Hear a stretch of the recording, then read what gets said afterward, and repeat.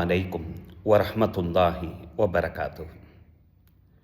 பொதுவாக நம்மளுடைய அறிவு தவறு யார் செஞ்சாலும் அது தவறு தான் என்பதை அதை ஒத்துக்கொள்ளும். என்றாலும் நம்மள்ட எவ்வளவு அறிவுகள் இருந்தாலும் காலத்தினுடைய சூழ்நிலைகளுக்கு தோதுவாக வலியவன் அந்த தவறை செஞ்சான்னு சொன்னால் அதற்கு காரணங்களை கற்பிக்கிறோம். அதை எளியவன் அந்த தவறை செஞ்சான்னு சொன்னால் அது குற்றமாக பார்த்து அதை தண்டிக்க நினைக்கிறோம். நம்மள்கிட்ட எவ்வளவுதான் அறிவுகள் இருந்தாலும் இந்த விஷயத்தில் இது ஒரு விதமான அறியாமை தானே. நம்மளில் இருந்தே நம்ம வீட்டிலிருந்தே இந்த சூழ்நிலைகள் ஆரம்பிக்கும்போது உலக அரசியலும் அந்த மாதிரி தானே போய்கொண்டு இருக்கிறது. நல்லா யோசிச்சு பாருங்களேன். நம்மளும் சில சமயம் அதைத்தான் நம்ம செஞ்சு கொண்டு இருக்கிறோம். நபித்தோழர் அப்துல்லாஹ் இப்னு மசூத் ரலியல்லாஹு அன்ஹுமா அவர்கள் இந்த ஹதீஸ் அறிவிப்பாங்க.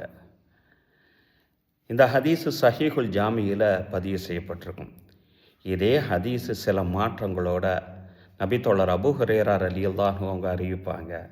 அது சஹீஹுல் புகாரியில் பதிவு செய்யப்பட்டிருக்கும்.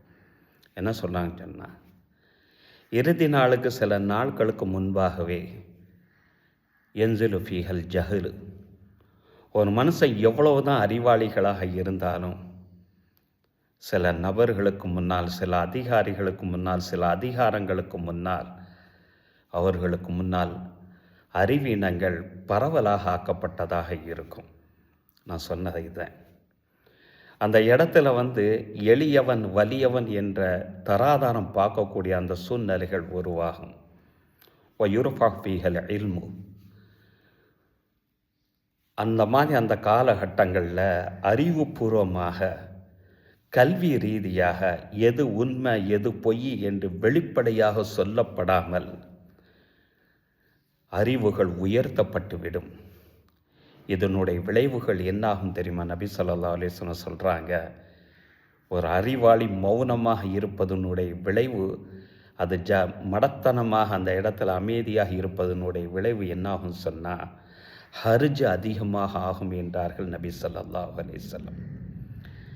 அப்போ நபித்தோழர்கள்லாம் கேட்குறாங்க, ஹர்ஜுனா என்னது என்று யாரோ சொல்லலாம் என கேட்கக்கூடிய நேரத்தில், ஹர்ஜா அதுதான் அல் கத்லு, கொலை அதிகமாக ஆகும் என்று நபி ஸல்லல்லாஹு அலைஹி வஸல்லம் சொல்கிறாங்க.